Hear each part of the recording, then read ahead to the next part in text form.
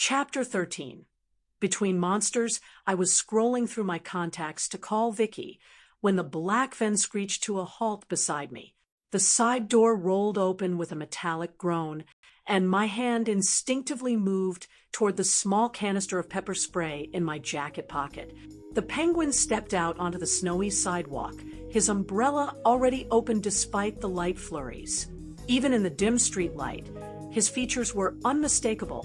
The long nose, the short pudgy frame, wrapped in an expensive wool coat that probably cost more than my monthly rent. Behind him emerged a figure in red, the top hat identifying him immediately as the ringmaster. "Miss Thomas," Penguin said, his voice carrying that peculiar waddle-like quality that matched his gait. What a fortuitous encounter.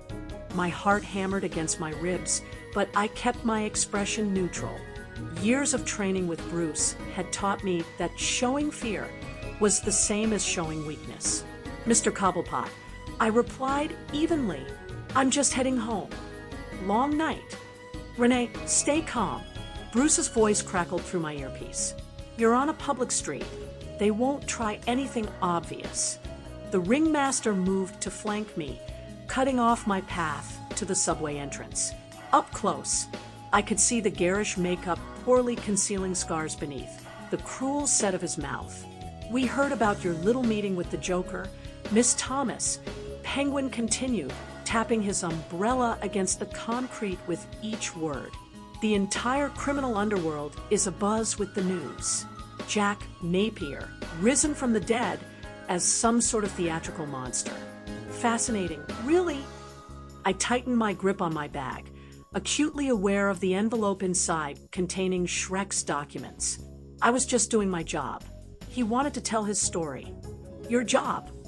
The ringmaster's laugh was harsh, like gravel scraping glass. "Is that what we're calling it?"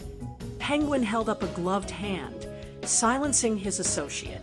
"We also heard that our dear, deranged Jack has developed something of a fascination with you. He thinks you're his messenger." How delightfully gothic. Snow continued to fall, accumulating on Penguin's umbrella.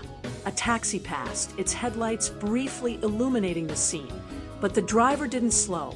Just another moment of Gotham weirdness, not worth investigating. "Get to the point," I said, channeling every ounce of courage I possessed. "What do you want?"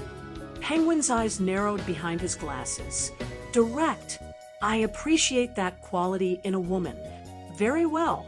Next time you see our friend the Joker, and we both know there will be a next time, you make sure you tell him that he cannot muscle into our territory. The Red Triangle Gang works for Mr. Shrek, and Mr. Shrek has plans that don't include interference from a chemical-burned lunatic." The threat hung in the cold air between us. I processed the information quickly. Shrek's enforcers were worried about Joker disrupting their operations, which meant Joker's chaos was already having an impact on whatever scheme they were running. "Renee, agree with them," Bruce instructed through the comm. "Get out of there." "Yes, sir," I said, my voice steadier than I felt. "I'll tell him that." The ringmaster stepped closer, and I caught the scent of grease paint and something sour underneath. "You're a smart girl, Miss Thomas. Smart enough to know what happens to people who get caught in the crossfire between organizations like ours. Smart enough to remember that reporters who dig too deep sometimes find themselves buried." My jaw clenched. The dimpled smile I usually wore was nowhere to be found, replaced by something harder. "Are you threatening me?" "Threatening?" Penguin's laugh was surprisingly high-pitched. "My dear girl, we're protecting you. Consider this a courtesy call. The criminal landscape of Gotham is shifting, and civilians, even pretty young reporters, need to understand the new hierarchy. Joker is a rogue element. We are professionals." He gestured with his umbrella toward the van. "The Red Triangle Gang has been in Gotham for decades. We understand the old rules, the old ways. Joker wants to burn it all down. Mr. Shrek wants to build something new. You do well to remember which side serves the city's interests." The irony wasn't lost on me criminals claiming to serve Gotham while terrorizing its citizens. But I bit back the retort. Good, the ringmaster said, apparently satisfied with my silence. Since we understand each other, we'll be going now. Watch your back, Miss Thomas. Not all monsters are as courteous as we are. They climbed back into the van, and it pulled away into traffic, leaving me standing in the falling snow. My legs felt weak, adrenaline draining from my system. Bruce, I whispered, they know about the meeting. How? GCPD has leaks, or Shrek has surveillance we haven't detected. Either way, you're officially in the crosshairs of multiple criminal organizations. His voice carried a weight I recognized, the same tone he'd used when explaining particularly dangerous missions. Head to the bunker. We need to accelerate our timeline. My phone buzzed. Vicky Vale again, demanding details. Then another text from Selina, still coming at 8.